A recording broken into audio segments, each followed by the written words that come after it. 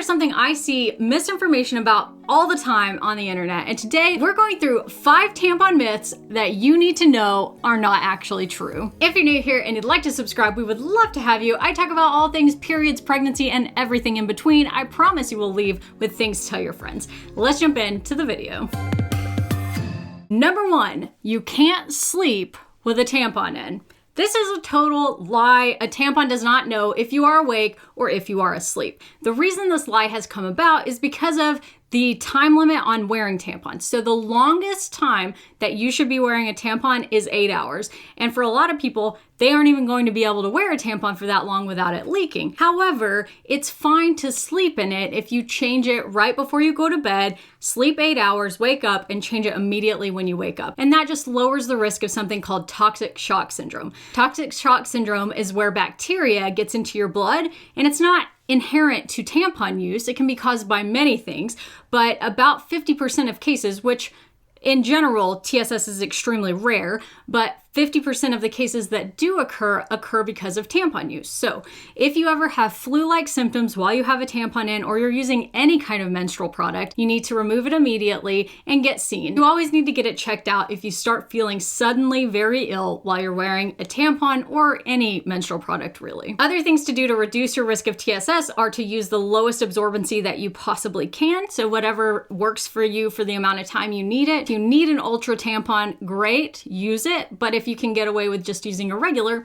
use that instead. Myth number 2, they can get lost in there. This is a total lie. Tampons are not your childhood Labrador. If the leash comes off, they don't just go missing forever, never to be seen again. You can get them out still, usually by inserting either 1 or 2 fingers, feeling around, finding the tampon, and pulling it out with your finger. Now, if you are having trouble getting a tampon out, you know you put one in and you just can't find it, don't wait, just come in and let your doctor or advanced practice provider help you out by removing it. I've done this for patients a handful of times when they've had a tampon that was just really difficult to get out, and it's okay. We are there to help and nothing surprises us. This is like a very benign thing. So don't delay it because you're embarrassed. If you've tried a few times to get it out and it's just not coming out, call your doctor, call your advanced practice provider, make an appointment, come in, let us help you out. Myth number 3, you can't pee with a tampon in. I see this one a lot and I find it really interesting that people will say, oh, they're wearing pee-soaked tampon strings and all this stuff, and it blows my mind. You should never be in a situation where you have to wear a tampon string that's pee soaked. So in order to urinate with your tampon in, and I think this myth comes from people not fully understanding the anatomy down there. So you have a urethra at the top. It's completely separate from the vagina, and the tampon goes in the vagina. So there's nothing about a tampon being in that makes it impossible to pee with the tampon in.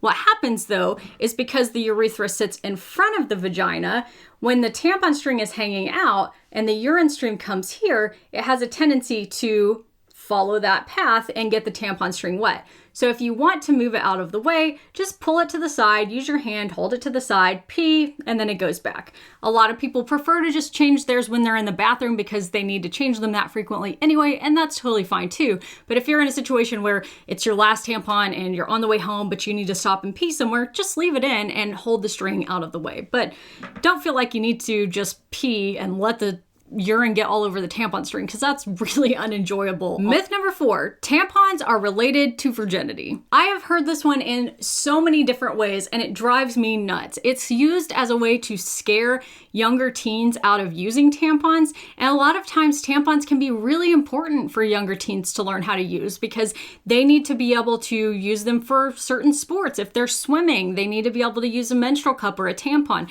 Although now there are some really interesting swimsuits that are like period swimsuits and they work really well for that. So check that out if you're not into the inserting a tampon thing, but you'd still like to swim. I've never used them. I don't know how well they work, but they're out there. And I also have an entire video on alternative period products if you want to check that out. But today we're talking about tampons. I'm getting a little bit off track. So despite what, your great Aunt Gertrude told you when you were younger, using a tampon doesn't mean you are not a virgin, which I hate that terminology anyway.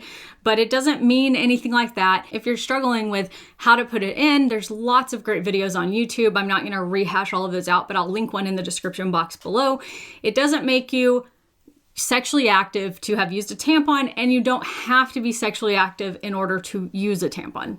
Let's get rid of this myth once and for all. Myth number 5, which thank you to social media is now a major thing that I hear, is that organic tampons are somehow better for you and your health. There's nothing in the science, in the literature, in any publication anywhere that says organic tampons are safer for you or better for you. I hate this trope because it's really classist.